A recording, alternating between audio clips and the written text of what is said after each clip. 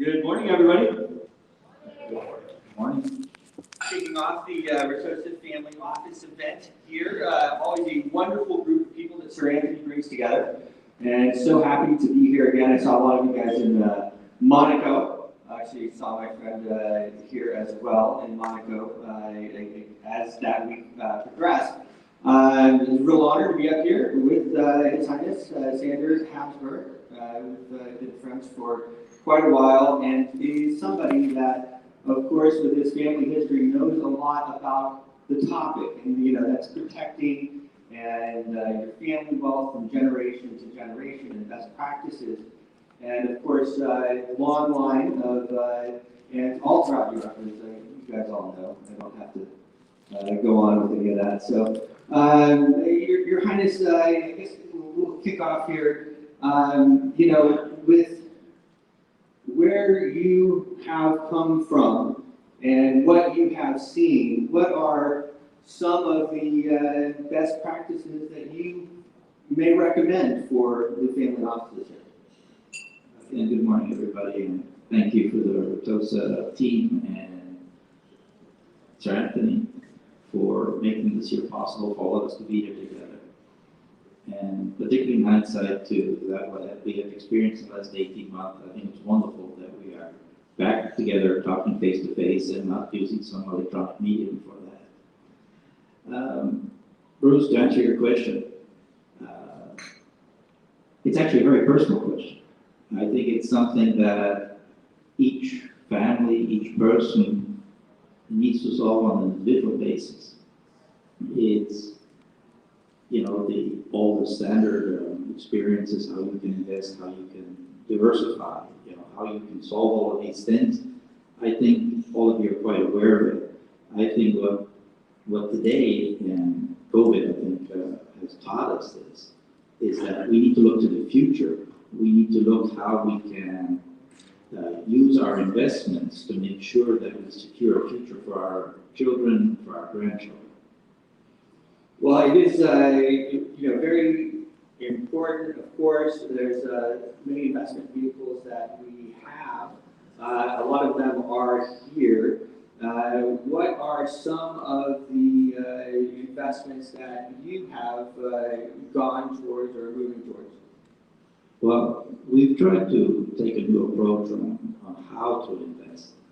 In other words, as our previous speaker in the Fireside chat alluded to, it's about sustainability. It's how can we not only make sure that our funds and our assets will continue to exist, but we should be working with our funds in such a way that we respect the environment, we respect social structures, the community as a whole.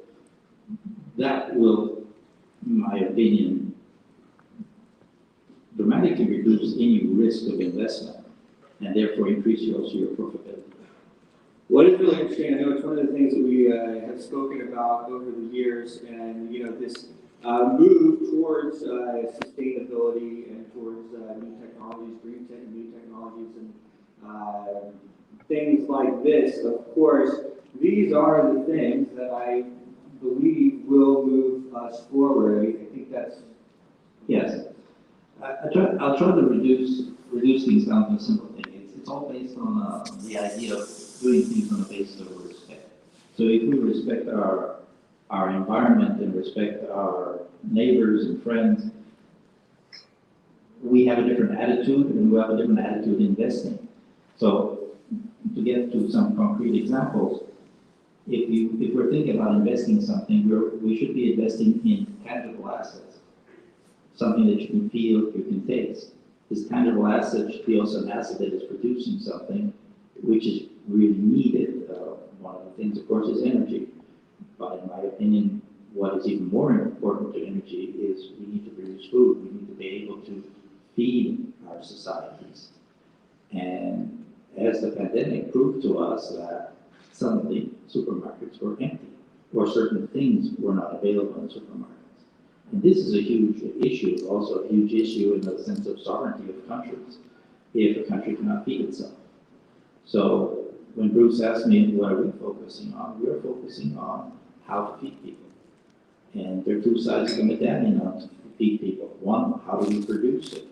Well, if you want to do it in an ecological, sustainable manner and produce, like say, biological foods, you should be doing this there where you are and not shipping the stuff all the way halfway around the world, which doesn't work when you have a pandemic and typically relies on imports rather than doing it yourself.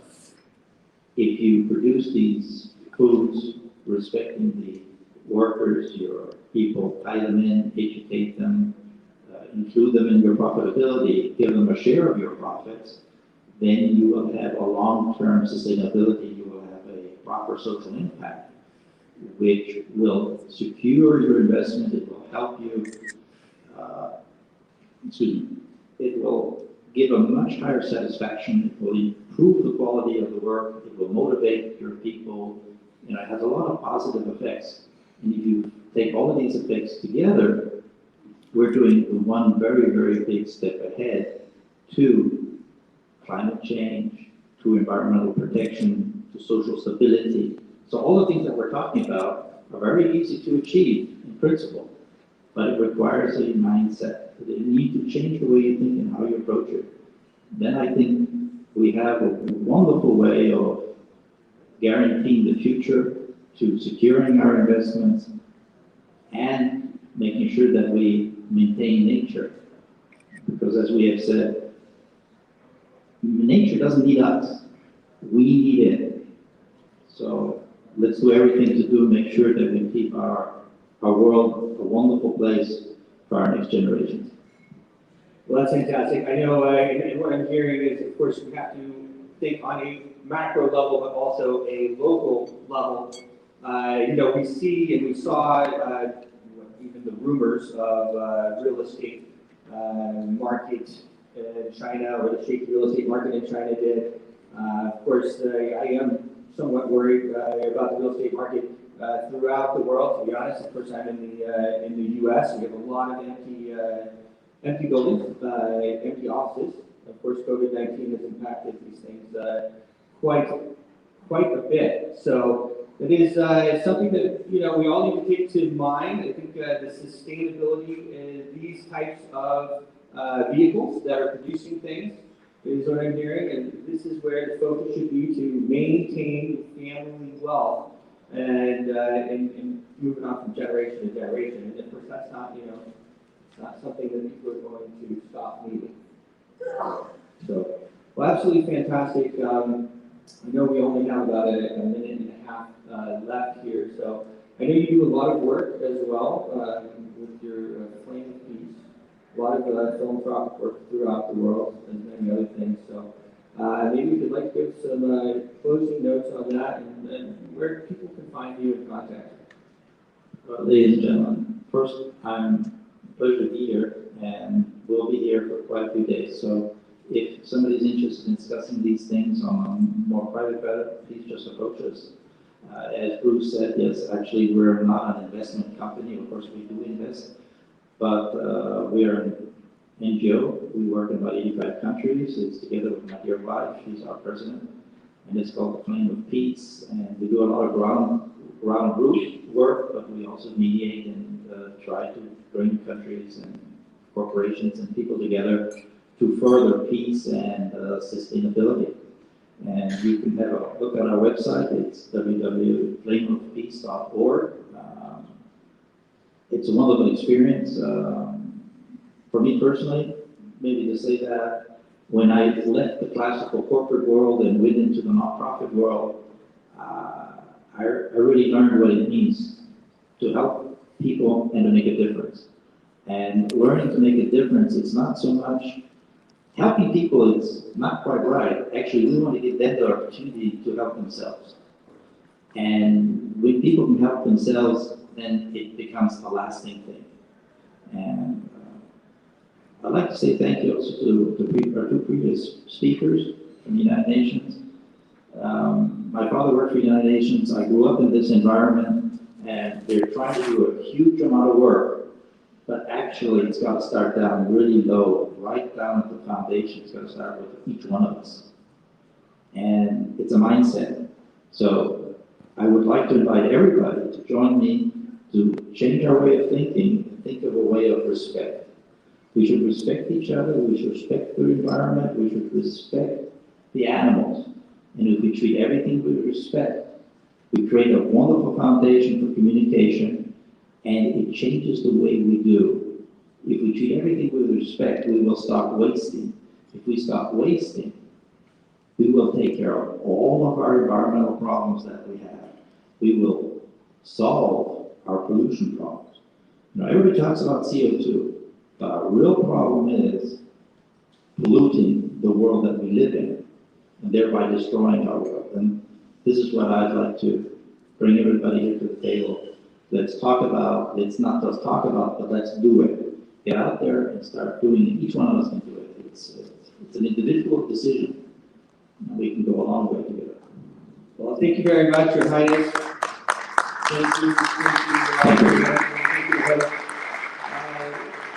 His Highness is our ambassador, our global ambassador for EVE.io. We have a booth right out there, and we also have the Park Avenue room over on the side. So if you would like to come by and speak with them, that would be fantastic. So, thank you, everybody. thank you. Wish you a wonderful day.